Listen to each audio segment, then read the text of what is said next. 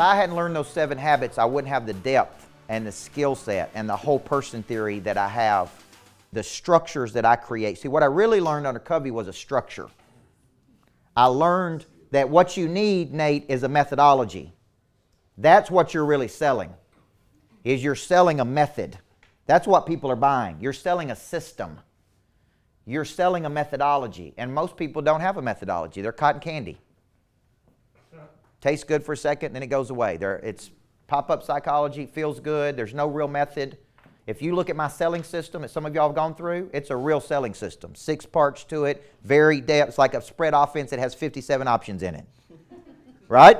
Which is why companies hire me to come in and give them that structure, because they don't have it. Even billion-dollar companies don't have it. Right? Like I'm working with a company right now that could be a billion-dollar company, and they don't have a sales structure. They don't have an explanation of service. They don't have a selling system. They don't have a follow-up.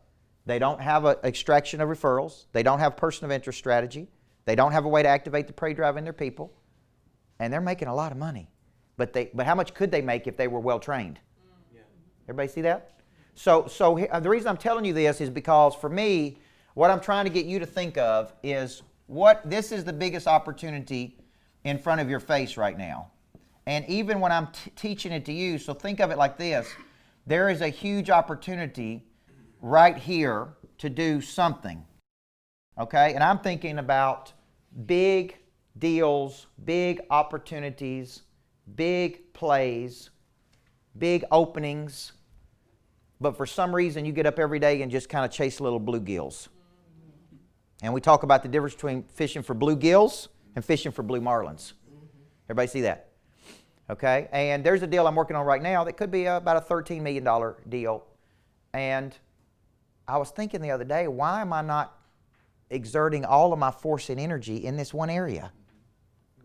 Like I'm kind of treating this deal like all the other deals. It's getting the same amount of attention. I'm distracted playing over here. Does that make sense? Just doing life. Just getting up every day and doing life. But there's this huge opportunity, and I'm like, I'm not using all of my networks. I'm not using all of my contacts. I'm not using the full force of what I could do. I'm not focusing on it every day. I'm not trying to find the right connector, the right angle. I'm not trying to explain my value at a deeper level. Like why am I not doing that? Because you're just busy. And I call it too busy being fabulous. Right? If you ever watch Don Henley went out on the road. He was with the Eagles, right? And he went out on the road and singing and being one of the Eagles, and he came home and his wife had put a message on the refrigerator because she wasn't there. And it said, you were just out there too busy being fabulous to care about us. And that woke him up. And then he wrote a song. The Eagles wrote a song called Too Busy Being Fabulous. Well, I see people every day, and here's what they tell me. Coach, I'm so busy. Oh my gosh, I'm so busy to prospect. I'm so busy to work the selling system. I'm so busy. And so my joke is, you are too busy being fabulous. You understand what I'm saying? Because you ain't never too busy to do these things. This is the purpose of your business every day, right or wrong? Blaming. Yeah. Okay. Good going. So some people nurse it, some people curse it, and man, this is a big one that I do not do. Some people rehearse it. I do not rehearse things. I am brainwashed. Yep. I'm being honest with you. Yep. I'm a Bible guy. I beseech you therefore, brethren, by the mercies of God, that you present your body a living sacrifice, holy and acceptable unto him, which is your reasonable service. And be not conformed to this world, but be transformed by the renewing of your mind. I brainwash myself. Amen. That you may prove what is that good and the acceptable and the perfect will of God. Psalms 1, blessed is the man who does not walk in the counsel of the ungodly, or stand in the path of sinners, but his delight is in the law of the Lord, and in his law does he meditate day and night. And he shall be like a tree planted by the rivers of water, that's me, whose fruit shall not wither, and whatever Tim Storey does shall prosper. I have brainwashed myself. Not even joking. You can't shake this swag out of me. I get jealous people. I don't even say anything and they want to get me. No, I'm being serious. All my buddies say, Tim, there's very few people that I know that have so few enemies. But there are times when I walk in the building, I could feel a hater. They don't even know why, they just want to get me. It's jealousy. It's demonic. It is. It's what's on the inside of them. You can't shake this swag out of me. So you can get to the point where you can so renew your mind of who you are that no weapon formed against you shall prosper. Clap your hands if you believe that. Come on.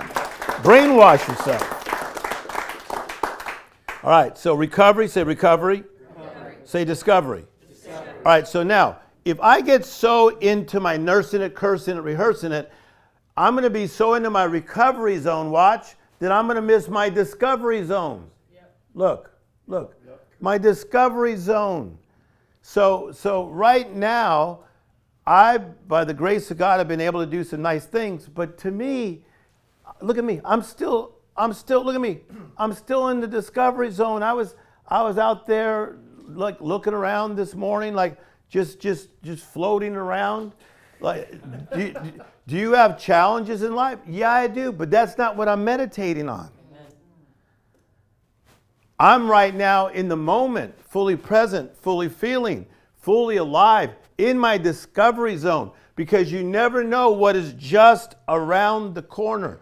Just around the corner, somebody's going to have an amazing December, an amazing January, an amazing February, March, April, May, June, July. But what if that is about to happen, but you're over here nursing it, cursing it, and rehearsing it? I was driving down the street one day and I got a call from him. I talked to you about every phone call can change your life. And the call said, Sharon, I met this man today that has what you've been looking for.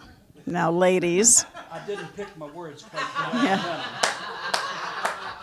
I still remember where I was. I'm driving and I had one at that time, I had one of those giant cell phones that's wired to the car, and I'm like bending over going, okay, honey, tell me more. I thought, this is kind of kinky. The guy that has what you've been looking for. And so I went to the very first beta test for the game, and literally it was on butcher block paper, drawn with crayons, and he brought different caliber bullets for playing pieces, so great first impression. But I'm the only one that got out of the rat race, and I loved the concept. I left then to take our daughter to college, and he left because he was depressed that nobody got out of the rat race but me. But I reached out to him through Mike and said, I'd love to help you commercialize this, because we just sold the talking book company that I grew around the world with kids' books that had the sound strips down the side. So I had all the connections, and so I volunteered to help him. And he told me he wanted to charge $200 for this board game. Now we're talking 1996, $200 for a board game, a little pricey. And so I told him we should write a brochure that explains the philosophy that we're trying to teach, the importance of passive income, the importance of assets. And he asked me if I would partner with him on that. And we wrote Rich Dad, Poor Dad as a brochure to sell the game. We had no idea it was going to take off as a product on its own right. And really, our brand we thought was cash flow, but the world said, no, your brand is Rich Dad. This